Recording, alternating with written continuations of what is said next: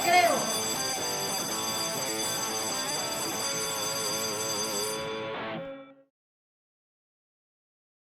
Muy buenas tardes, chicos y chicas. Bienvenidos a su canal de YouTube Se Acabó el Recreo. El día de hoy en nuestra clase de historia hablaremos de las fuentes históricas. Las fuentes históricas constituyen la materia prima de la historia. Comprenden todos los documentos, testimonios u objetos que nos transmiten una información significativa referente a los hechos que han tenido lugar especialmente en el pasado. Dentro de ellas, y considerando el valor que también tienen las demás, las fuentes escritas son el apoyo básico para construir la historia. El historiador trabaja las fuentes históricas, las interroga y las contrasta para obtener de ellas la mayor información posible. Asimismo, debe atender a su variedad realizando una adecuada selección de las mismas. Para conocer el pasado, recurrimos a diferentes testimonios que nos hablan de este y que han sobrevivido hasta el presente. Estas son las fuentes históricas que debemos investigar e interpretar.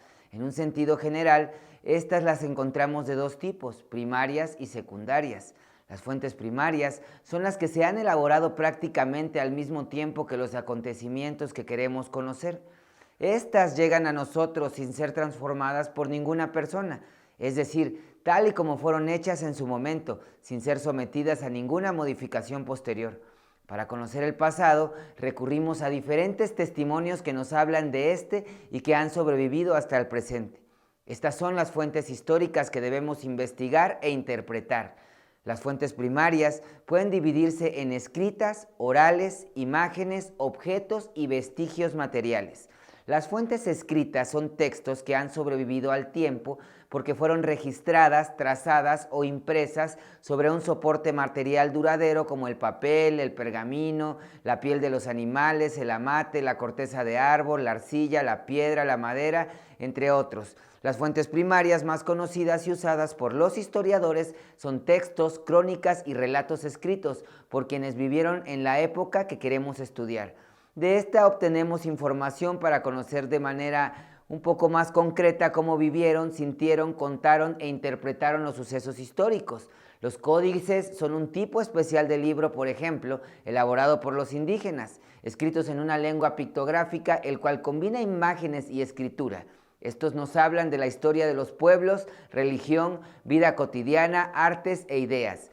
Existen otros textos como poemas, novelas y diarios que también nos ayudan a conocer el pasado. Lo mismo sucede con otros documentos como cartas, oficios, peticiones, recados elaborados por funcionarios del gobierno, personas que querían ganar un juicio, sacerdotes, amigos, parientes, todo lo que se escribía alrededor del suceso.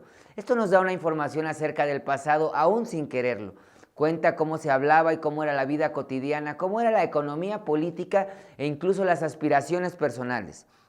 Durante el siglo XIX y buena parte del siglo XX, los historiadores creyeron que solo era válido emplear fuentes escritas para construir una versión confiable y verificada del pasado, lo que desde su punto de vista llamaban verdad histórica. Pensaban que la tradición oral, como los relatos y las tradiciones que la gente de todos los pueblos del mundo cuenta de boca en boca, de padre a hijo o de abuelo a nieto, eran menos confiables y por lo tanto menos verdaderas. Según creían, la gente olvidaba lo que escuchaba y por ello los relatos cambiaban con el tiempo sin que nadie se diera cuenta. Esta distinción entre la escritura que se creía más confiable y la tradición oral consideraba un poco menos confiable llevó a distinguir dos periodos en el pasado de la humanidad: la prehistoria, cuando todavía no había escritura, y la historia, después de que ésta se inventó.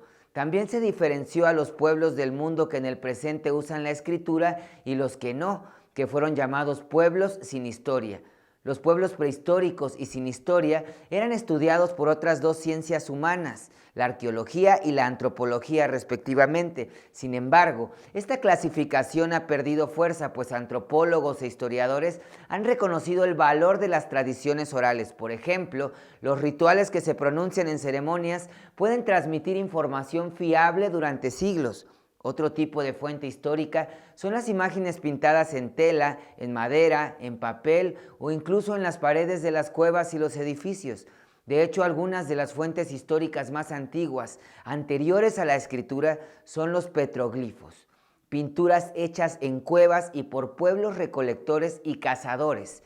En los últimos 20 años, arqueólogos, antropólogos e historiadores han utilizado los cambios producidos por la humanidad en la naturaleza como fuente histórica. Por ejemplo, las selvas tropicales en México y en el Amazonas han sido modificadas por los pueblos indígenas que viven en esta desde hace más de 10,000 años.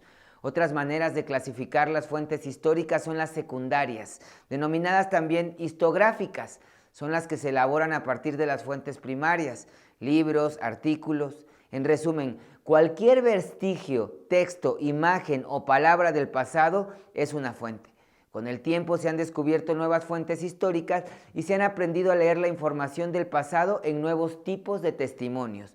Como hemos venido platicando en videos anteriores, aprender a interpretar el pasado desde muy diferentes perspectivas, análisis, reflexiones y, como puedes ver, valiendo de todos estos elementos antes que no eran considerados como fuentes históricas, pueden acercarte a la verdad.